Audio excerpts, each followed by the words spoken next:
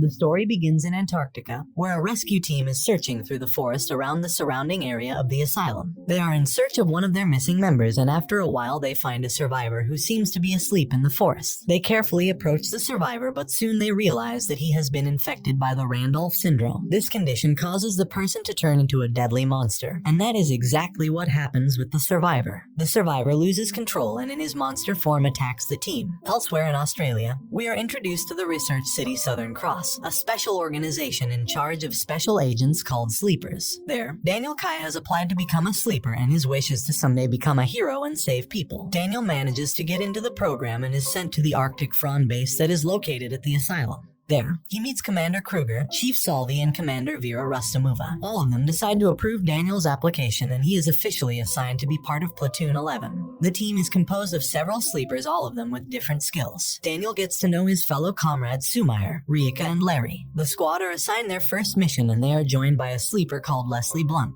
The team is being monitored and assisted from the back of the base by the sanity anchor Sumair Motiki. After a while, Sumair notices that there has been a magnetic field anomaly.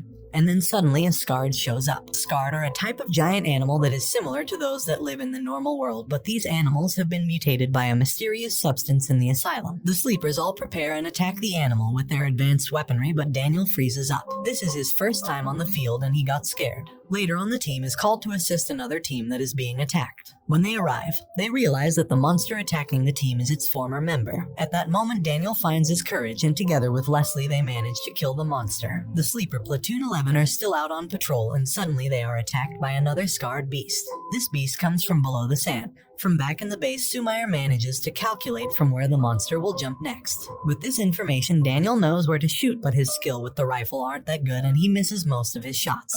Sumair gets really angry at how messy Daniel is on the field. This scares Daniel even more, and he starts to doubt if he even has what it takes to be a sleeper. When the team returns to the base, they start cleaning their gear. It is then that Daniel finds out that Sumair was an idol, but she hates talking about it. Daniel realizes that talking about the past makes Sumair uncomfortable, so he apologizes. He also apologizes for his performance in the squad and promises to improve. Later, Platoon 11 is tasked with once more hunting the monstrous Scard. This time, the team plans a better strategy where Larry acts as the bait to draw out the monster. This plan actually works, and the team manages to destroy the monster. When the operation ends, Daniel and Sumair once again talk. She confesses that she failed to qualify to be a sleeper, so now she can only work as the sanity anchor for the team. This is something she is ashamed of. Later in the day, Daniel is called into a meeting with Commander Vera. She offers Daniel a special assassination mission. While most people think the Randolph syndrome is very dangerous and has the potential to end humanity, some leaders think it can be used to improve humanity. Meanwhile, Daniel and Larry decide to go on a trip to town. They have some time off from their mission, so they decide to explore a bit. When they arrive in the town, they see a young dealer being beaten by several thugs. They decide to get involved, and they manage to beat the thugs and save the young guy. The dealer then asks them if they could maybe collect the special seeds from the Vistapaza tree which grows in the asylum. Daniel doesn't think this is a good idea, but Larry convinces him. The two make their way to the tree, and they soon reach an asylum area that seems serene and looks like an oasis. Larry and Daniel talk, and Larry expresses his desire to explore the asylum and learn more about its nature. He is even interested in finding out everything that he can about the Randolph syndrome. Suddenly, Daniel and Larry are attacked by a Scard that flies. It seems that the Scard is hunting a girl that has been in exile for some time. This girl, called Elsie, is scared, and Daniel protects her by acting as a decoy.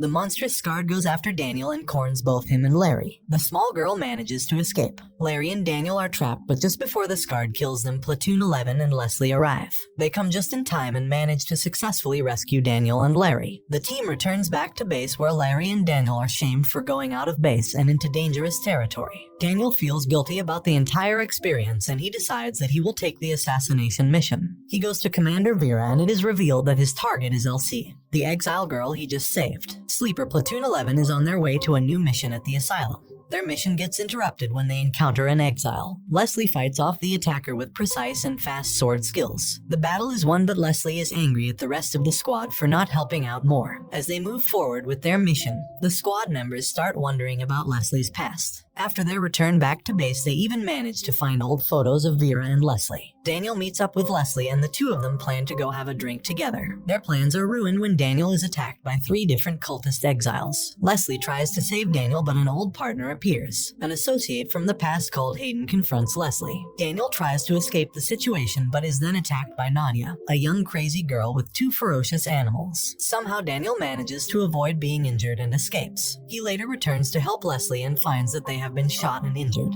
Hayden also tells them that he knows about Daniel's secret mission to assassinate Elsie. Hayden will not allow that to happen as he needs to capture the girl alive for his own plans. A crazy cultist attacks Sleeper Platoon 11 once again.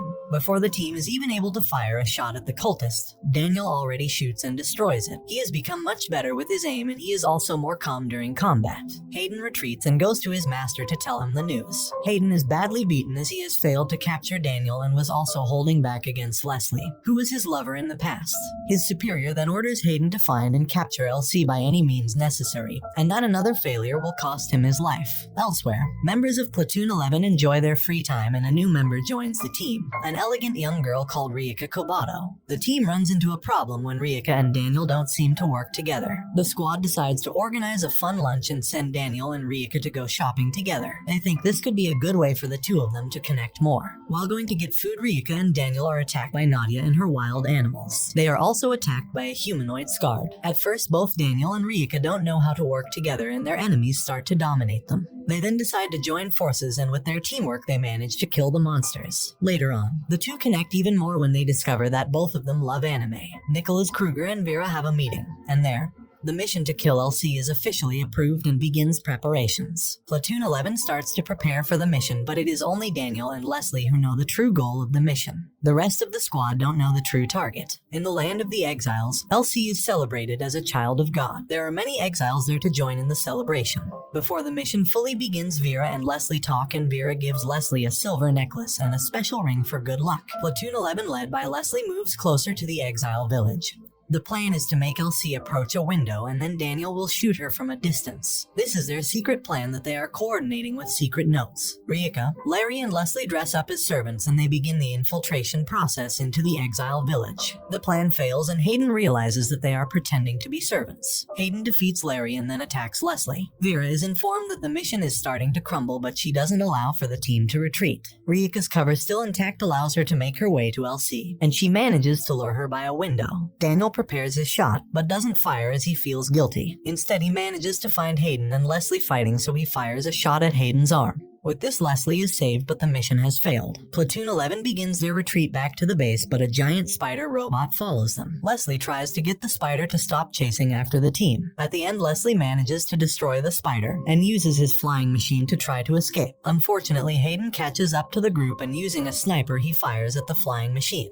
This causes Leslie to fall into the deep darkness below. After the incident, the squad manages to find Leslie's body and they all return to the base where they organize a proper funeral for Leslie. When Vera is informed of Leslie's death, she doesn't seem that concerned. Her only priority is to get back to the original mission. Daniel offers to unpack and sort out Leslie's personal belongings and Vera confronts him saying that the mission comes first. Daniel tries to find the necklace that Vera gave to Leslie but is unable to find it. Later, Platoon 11 is led by Vera herself and they make their way back to the exile village. Meanwhile, Hayden goes back into the exile mansion and takes several hostages as a way to capture LC. His plan fails as LC is long gone. She was taken away to safety by Master Karatka. Platoon 11 finally arrives at the mansion in the village and they find it totally empty. Vera manages to find the ring she gave to Leslie. Later they meet with the villagers who have managed to escape but now are being attacked by monstrous Scarred. The squad starts firing at the monsters to save the villagers, but Vera uses her deadly scythe weapon. She manages to take down numerous monsters on her own. After the battle, the village chief Jurio gives Vera a crystal that has a special ring that was meant for LC. Vera promises to give LC the ring when they find her. After the platoon returns back to base, Daniel and Vera talk again. This time Daniel says that he is fully on board with the plan to assassinate LC. After the second failure to assassinate LC, the Antarctic Front Steering Committee summons Vera and she is warned that future failure will not be tolerated.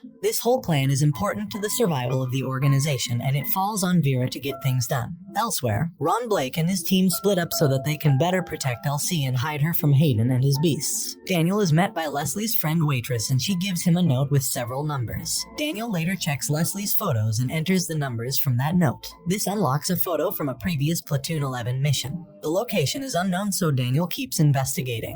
Platoon 11 once again enters the abyss and Vera leads Daniel to a specific spot from where he will take the shot. When Daniel reaches the sniper position, he realizes that this is the same location from that secret photo Leslie had. There he also finds the silver necklace from Vera as well as Leslie's notebook. The content of the notebook is intended for a potential successor to Leslie, Hayden. Platoon 11 and the cultist exiles start fighting each other, but then are also attacked by monstrous Scarred. All the groups and monsters go to battle with each other, but no one achieves their goals. Elsie is protected by the Iceman, and it is revealed that he knows about Vera's powers to turn back time. Once again, because of her failures, Vera is called in front of the steering committee, and then she is issued her last warning. Later, Vera starts thinking about the situation. She realizes that the Iceman somehow knows about her powers, and she is hesitant to count on Daniel to take the shot as he isn't the best shot, and he is very inexperienced. Vera is informed that Daniel has requested a meeting with her. She immediately suspects that Daniel probably wants to give up and withdraw from the assassination mission. Daniel comes to Vera and shocks her with an invitation to join the other squad members for a BBQ meal. Vera doesn't have time to think, so she just accepts the invitation. Vera really doesn't want to go, but the squad members shift her schedule so that she has no excuse for skipping the event. On his way to get food, Daniel stops by the asylum where he reads more of Leslie's notes. He returns to dinner just in time and Vera joins the squad. The event goes well and everyone has a good time, even Vera. The good mood is ruined when Vera personally informs Daniel that he is no longer the member of Platoon 11. Daniel wakes up from a strange dream. He gets out of bed and notices his suitcase that is all packed and ready. He is then summoned by the steering committee and they tell him he has been removed from his position in Platoon 11 because of his illegal trips to the asylum. Later in the day, Daniel joins his team for a farewell drink before he leaves the base. Daniel gets upset when his team members want to know the details about him getting kicked out of the base. He leaves to get some fresh air, and it is then when he sees one of Vera's associates dying from a gunshot. Daniel is informed that Vera has been set up as the next owner of the Erica ring. Nadia and Hayden manage to find Vera and take the ring from her. Hayden even wounds Vera, and it is revealed that he knows that Vera has changed the timeline several times. She changed time, but each time this resulted in Leslie dying in battle. Suddenly, Daniel shows up and disarms Hayden. Hayden sets off numerous explosions and escapes with the stolen ring. Vera gives Daniel the crystal Acura from the village. The crystal has a special power. Vera has managed to trick Hayden into thinking that the true power lies in the ring. Daniel prepares to leave the base and travel to Argentina, but he returns one last time to see that Vera and his squad have already left for the asylum. He goes after them and manages to locate them in a church. When Daniel enters the church, he is shocked to find all of his teammates have been killed. At that moment, he wakes up again alone in his room with his suitcase packed. After the shock, Daniel realizes that he is reliving the same day once again. He goes out of his room and tries to change the events so that his platoon doesn't get killed. As before, they go for farewell drinks, but he changes his actions during the meeting with Vera's agent. He then travels to the asylum and there he finds Hayden and Iceman.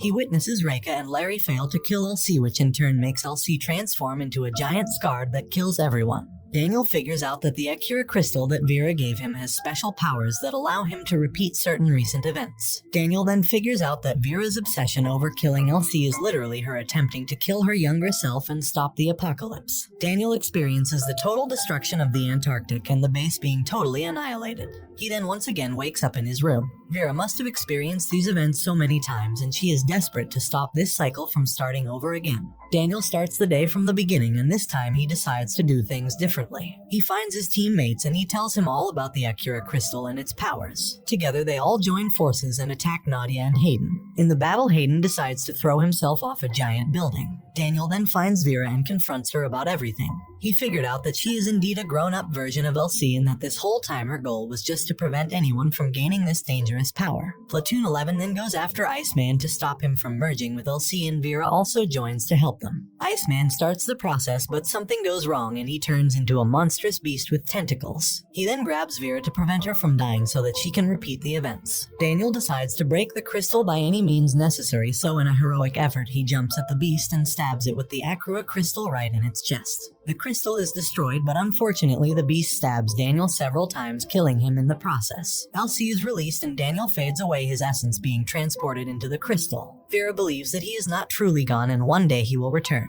And this brings the anime to an end. Don't forget to like and subscribe if you enjoyed, and turn on the notification bell so you never miss out on another video. Until next time, take care.